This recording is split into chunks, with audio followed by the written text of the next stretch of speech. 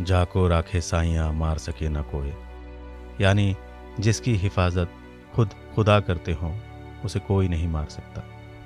लेकिन आज का ये पॉडकास्ट सुनकर शायद आप इस कहावत पर यकीन भी करने लगेंगे।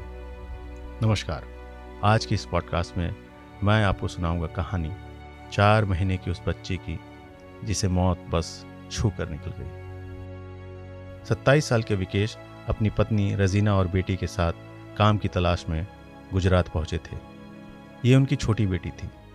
अभी तो बस ये 4 महीने की ही होगी। माँ बाप ने अब तक उसका नाम भी नहीं सोचा था। बड़ी बेटी 3 साल की है।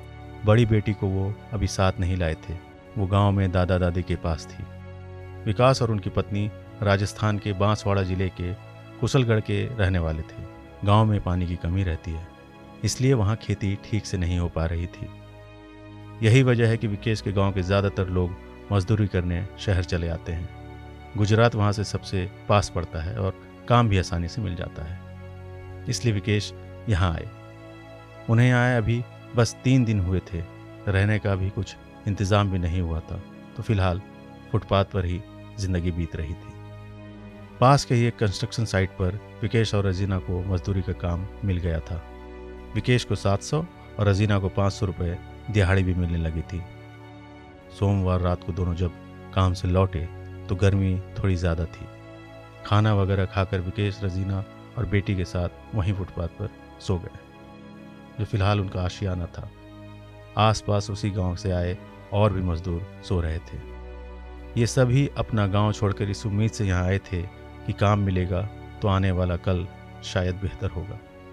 खुले आसमान के नीचे 2 नून की रोटी के सपने लिए गहरी नींद में सो रहे इन लोगों को कहाँ पता था कि इस रात की सुबह नहीं होगी। मंगलवार भोर सूरत से करीब 60 किलोमीटर दूर कोसंबा गांव के पास गन्ने से भरा एक ट्रैक्टर और ट्रक आमने सामने आ गए।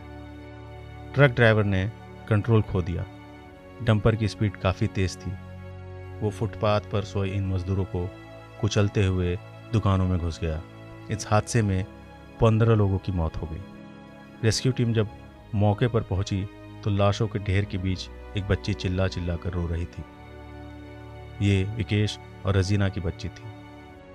रेस्क्यू टीम ने बच्ची को तुरंत ही अस्पताल पहुंचाया।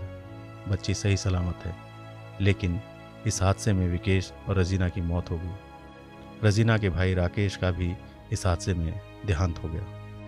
भाभी सुमन को चोट तो लगी, लेकिन जान बच गई। फिलहाल सुमन बच्ची को लेकर अपने गांव वापस आ गई है। माँ बाप के बिना पता नहीं इस बच्ची की ज़िंदगी का क्या होगा, लेकिन जिस खुदा ने इसे ज़िंदगी बख्शी है उसका हाकिम भी वही खुदा होगा। कैसा लगा आपको हमारा ये पॉडकास्ट? कमेंट करके हमें ज़रूर बताएं। जल्द मिलेंगे एक नए पॉडकास्ट के साथ। तब तक नमस्कार।